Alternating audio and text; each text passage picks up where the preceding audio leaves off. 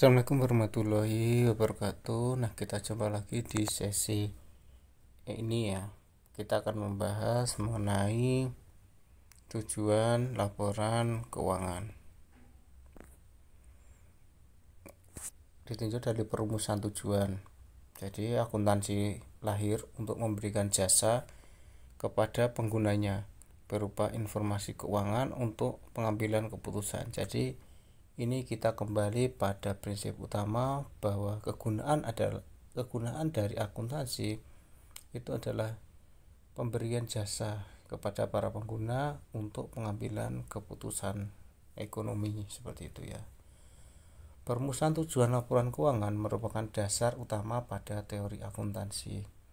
Jadi ini benar-benar harus kita perhatikan bahwa perumusan tujuan itu tidak bisa dianggap sepele ya. Nah, profesi akuntansi di Amerika telah membahas dan merumuskan standar, prinsip akuntansi serta tujuan laporan penggunaan. Jadi memang pada dasarnya prinsip akuntansi itu memang kiblat dunia itu masih di Amerika. Jadi bagaimana sistem akuntansinya, pelaporannya dan sebagainya macamnya, ini kiblatnya masih pada Amerika. Nah, ini ya. Ini adalah penyusunan konsep tujuan laporan keuangan. Kemudian ICPE itu adalah Throughput Committee. Kemudian the Accounting Principle Board ini adalah a tentative set of broad accounting principle for business enterprise. Dan ICPE dan IE membentuk a Statement of Basic Accounting Theory. Kemudian EPB Statement nomor 4 pembentukannya adalah Basic Concept and Accounting Principle Underlying Financial Statement of Business Enterprise.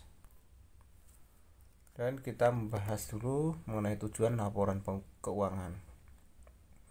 Menurut prinsip akuntansi Indonesia, yang pertama adalah memberikan informasi keuangan yang dapat dipercaya mengenai aktiva dan kewajiban serta modal suatu perusahaan.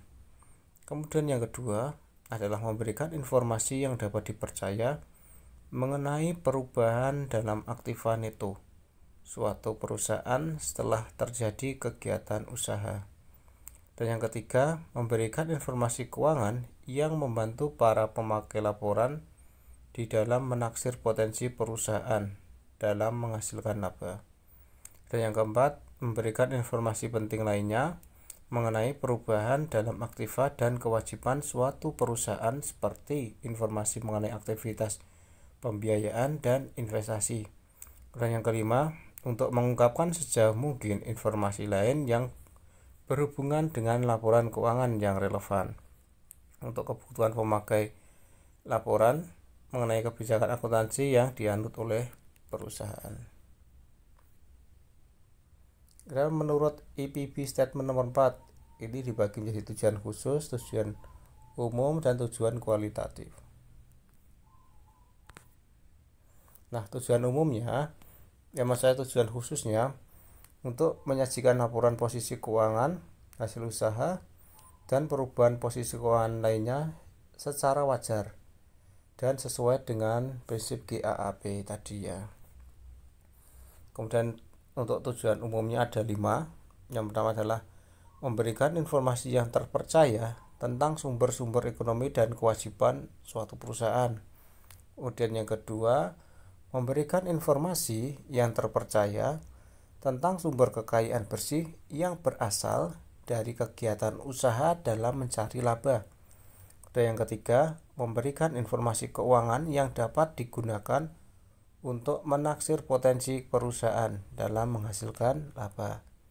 Dan yang keempat, memberikan informasi yang diperlukan lainnya tentang perubahan harta dan kewajiban. Yang kelima, mengungkapkan informasi relevan lainnya yang dibutuhkan para pemakai laporan.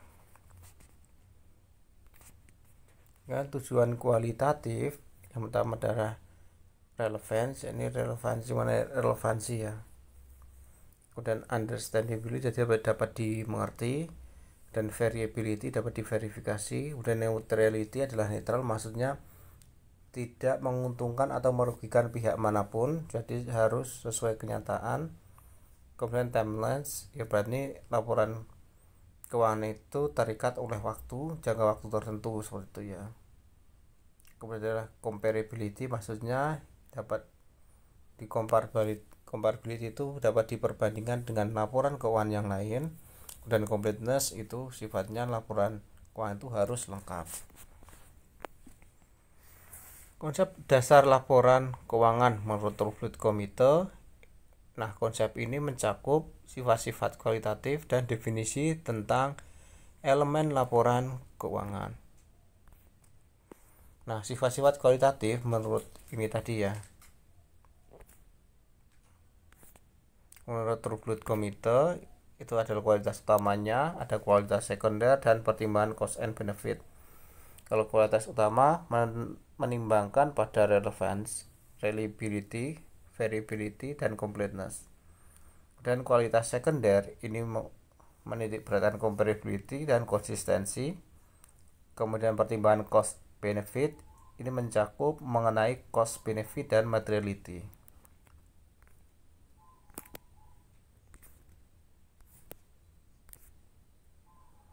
Nah, itu tadi materi mengenai tujuan laporan keuangan. Jadi pada dasarnya tujuan laporan keuangan itu didasarkan pada teori-teori para ahli. Seperti itu tadi ada beberapa badannya membuat tujuan laporan keuangan. Jadi saya harap Anda bisa mengerti dengan penjelasan saya. Apabila ada yang ditanyakan bisa ditulis. Cukup sekian. Wassalamualaikum warahmatullahi wabarakatuh.